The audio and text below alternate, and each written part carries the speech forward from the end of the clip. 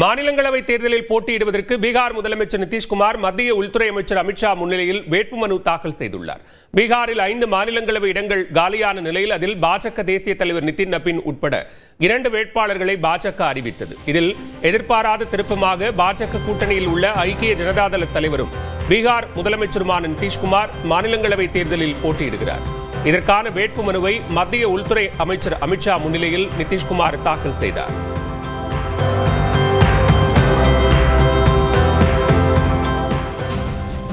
இது தொடர்பாக தனது எக்ஸ் பக்கத்தில் பதிவிட்டுள்ள நிதிஷ்குமார் மாநிலங்களவை உறுப்பினர் ஆவதற்கு தான் விரும்பியதாக குறிப்பிட்டுள்ளார். மேலும் பீகாரில் புதிதாக அமையவுள்ள ஆட்சிக்கு தான் ஆதரவளித்து வழிகாட்டுவேன் என்றும் நிதிஷ்குமார் தெரிவித்துள்ளார். இந்நிலையில் பீகார் முதலமைச்சர் பதவியை நிதிஷ்குமார் ராஜினாமா செய்ய உள்ள நிலையில் அவருக்கு பதிலாக பாஜகவை சேர்ந்தவர் முதலமைச்சராக உள்ளதாக தகவல் வெளியாகியுள்ளது. இதன் மூலம் பீகாரில் முதன்முறையாக பாஜக ஆட்சி அமைக்க இருப்பது குறிப்பிடத்தக்கது. மாநிலங்களவை எம்பி பதவிக்கு பீகார் முதலமைச்சர் நிதிஷ்குமார் வேட்புமனு தாக்கல் செய்துள்ள நிலையில் அவரை பாஜக ஹைஜாக் செய்துவிட்டதாக ராஷ்டிரிய ஜனதாதளம் கட்சியின் தலைவர் தேஜஸ்வி யாதவ் குற்றம் சாட்டியுள்ளார். हम नीतीश जी के साथ कुछ दिन काम भी किए, उप मुख्यमंत्री भी रहे, लेकिन ज्यादातर जो है हम विपक्ष में रहे. हम लोग सब लोग जानते हैं. आप मेरा एक बयान देखिएगा, जब नीतीश कुमार जी जब दोबारा हम डिप्टी सीएम बने, उसके बाद जब दोबारा वो 28 जनवरी 2024 में जब हम लोग को छोड़ के गए थे. நிதிஷ்குமாரை மாநிலங்களவைக்கு அனுப்பிவிட்டு பீகார் முதலமைச்சர் பதவியை பாஜக அடைந்திருப்பதாகவும் அவர்களின் அடுத்த இலக்கு அதிமுக தான் என்றும் தமிழக காங்கிரஸ் கமிட்டி தலைவர் செல்வ பெருந்தகை விமர்சித்துள்ளார். அவர் எம்பியெல்லாம் போல, எம்பியா போக வைக்கிறது பிஜேபி. மோடியும் அமித்ஷாவும் ஒரு மாநிலமாக முடிச்சிட்டாங்க. இப்போ நிதிஷ்குமாரை பீகாரில் ஸ்டார்ட் பண்ணியிருக்காங்க.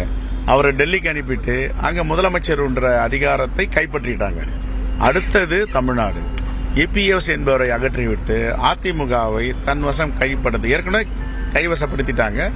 ஏறக்குறைய முக்காவாசி தலைவர்கள் அவருடைய கட்டுப்பாட்டில் இருக்காங்கன்னு செய்தி இருந்த போதிலும் தேர்தலுக்கு பிறகு அதிமுக என்ற ஒரு கட்சியே இருக்காது. ஏற்கனவே விழுங்கி விட்டார்கள். எல்லா மாநில கட்சிகளையும் சிதைச்சிடணும், சேதாரம் பண்ணிடணும். தமிழ்நாடு மட்டும் அவுட் ஆஃப் கண்ட்ரோலா இருக்கு. பிகாஸ் ஆஃப் அவர் நம்முடைய முதலமைச்சர் அந்த தளபதி அவர்கள் விடுறதில்லை, எதுக்கும் பணிஞ்சி அவர்கள் சொல்றதை கேட்பதில்லை. தமிழ்நாட்டு நலன், தமிழ்நாட்டுடைய உரிமை, தமிழ்நாட்டு மக்களுடைய தலைநிமிர்வுக்காக போராடி கொண்டிருக்கின்ற முதலமைச்சர் தளபதி என்பதால் இங்கே எதுவும் அவங்க சேட்டைகள் எடுபடவில்லை. காங்கிரஸ் கட்சிக்கு தாவேகவால் பயன் கிடைத்திருப்பதாக அக்கட்சியின் நிர்வாக குழு தலைமை ஒருங்கிணைப்பாளர் செங்கோட்டையன் தெரிவித்துள்ளார். காங்கிரஸ் என்றைக்குமே திமுகவோட கூட்டணி தான் இருக்கிறது. சில மனமாச்சரியங்கள் வந்திருக்கிறது. எங்களால் அவருக்கு பயன் கிடைத்திருக்கிறது, அவ்வளவுதான். ஒவ்வொரு கட்சியும் இன்றைக்கு என்டிஏ கூட்டணியாக இருந்தாலும் சரி, திமுக கூட்டணியாக இருந்தாலும் எங்களை காட்டி கூடுதல் சீட்டு பெறுகிற அளவுக்கு தான் நிலை இருக்கிறது. ஆகவே எங்களிடத்திலே வந்து விடுவோம் என்று சொல்லி கூடுதல் சீட்டு பெற்றிருக்கிறார். பொறுத்திருந்து பாருங்கள், தனித்தா வலிமையான கூட்டணி என்பதை நீ காணப்போகிறீர்கள்.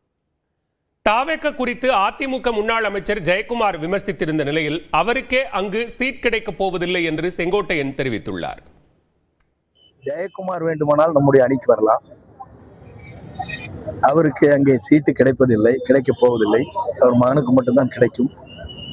ஆரங்கத்திலே பேசிக் கொண்டிருக்கிறார், அவ்வளவுதான். அவருடைய கருத்திற்கெல்லாம் நல்ல நண்பர், ஆகவே கருத்து சொல்வது சரியாக இருக்காது. மு.க. ஸ்டாலினை 2வது முறையாக முதலமைச்சராக்க வேண்டும் என்பதே தமது இலக்கு என்று முன்னாள் முதலமைச்சர் ஓ பன்னீர்செல்வம் தெரிவித்துள்ளார்.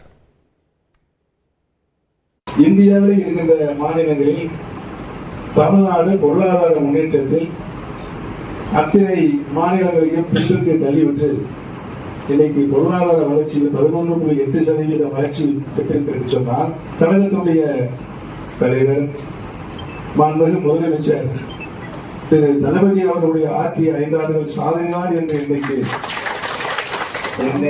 என்னோடு கடந்த 3 ஆண்டு காலம் பயணித்தவர்களை மாநிலத்தோடு திராவிட முன்னேற்ற கழகத்தில் இணைத்திருக்கின்ற நம்முடைய தளபதி அவர்களுக்கு நான் நன்றி செய்வதற்கு கடமைப்பட்டிருக்கிறேன். நம்முடைய ஒரே இலக்கு தமிழகத்துடைய முதலமைச்சராக 2ஆம் முறையாக தளபதி அவர்கள் அதற்குரிய பணிகளை போர்க்கால அடிப்படையில் இதய சுத்தியோடு நாம் மேற்க வேண்டும் என்று எல்லாம் பணியோடு கேட்டுக்கொண்டு திமுகவுடனான அடுத்த கட்ட பேச்சுவார்த்தையின் போது சட்டப்பேரவை தேர்தலில் போட்டியிடும் தொகுதிகளின் எண்ணிக்கை குறித்து சுமூக முடிவு எட்டப்படும் என்று மதிமுக எம்பி துரை வைகோ தெரிவித்துள்ளார். எங்களுடைய பேச்சுவார்த்தை குழு அவங்க அவங்க என்ன வேணும்னு சொல்லியிருக்கிறாங்க.